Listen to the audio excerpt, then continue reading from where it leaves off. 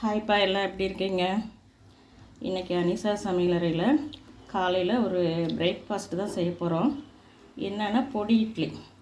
அதுக்கு தேவையான பொருட்களை வறுத்து வச்சுருக்கேன். கடலப்பருப்பு, உளுந்து, கருவேப்பிலை, எள், ஜீரகம், மிளகு, அது போக இட்லி வேக வச்சு வச்சுருக்கிறேன். அப்புறம் வெங்காயம் வெட்டி வச்சுருக்கிறேன். ஒரு 2 தக்காளி பேஸ்ட் பண்ணி வச்சுருக்கிறேன்.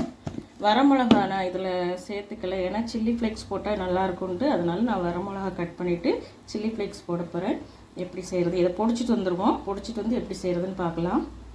இட்லி செய்கிறதுக்கு ஒரு பாத்திரத்தை வச்சு எண்ணெய் ஊற்றியாச்சு. கடுகு வச்சுட்டோம்.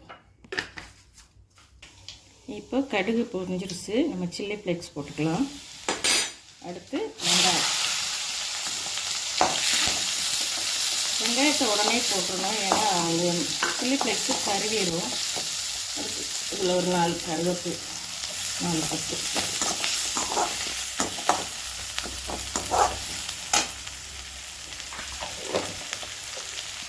இந்த வெங்காயத்துக்கு தேவையான உப்பு,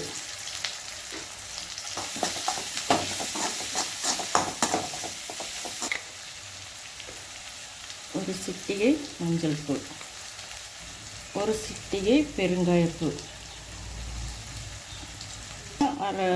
அரைவாசி கண்ணாடி பதம் வந்தால் போதும், ரொம்ப வேக வேண்டாம். இப்போ இந்த தக்காளி பேஸ்ட்டு ஊற்றிக்கலாம்.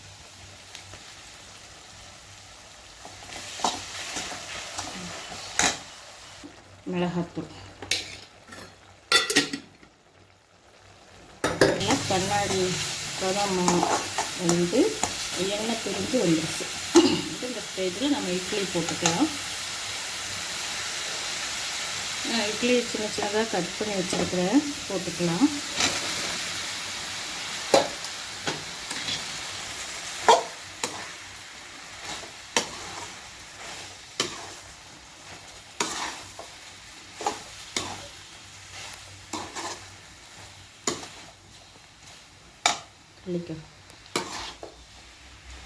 இப்போ இந்த ஸ்டேஜில் நம்ம பொடி பண்ணி வச்சுருக்கோம்ல, பருப்பு, உளுந்து, கடலப்பருப்பு, எள், ஜீரக, மிளகு, கருவேப்பிலை, இதை போட்டுக்கலாம்.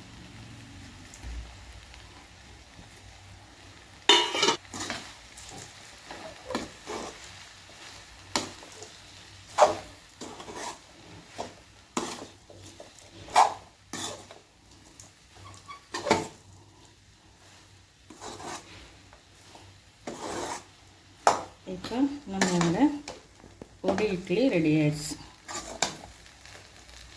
நீங்களும் உங்கள் வீட்டில் செஞ்சு சாப்பிட்டு பாருங்கள், ரொம்ப அருமையாக இருக்கும். அது மட்டும் இல்லாமல் இந்த உளுந்து, எள் இதெல்லாம் வந்து கொஞ்சம் உடம்புக்கு நல்லது. அது காலையில் பிரேக்ஃபாஸ்ட்டாக சாப்பிடும்போது உடம்புக்கு நல்லது தான். வீடியோ பிடிச்சிருந்தால் லைக் பண்ணுங்கள், ஷேர் பண்ணுங்கள், சப்ஸ்கிரைப் பண்ணுங்கள்.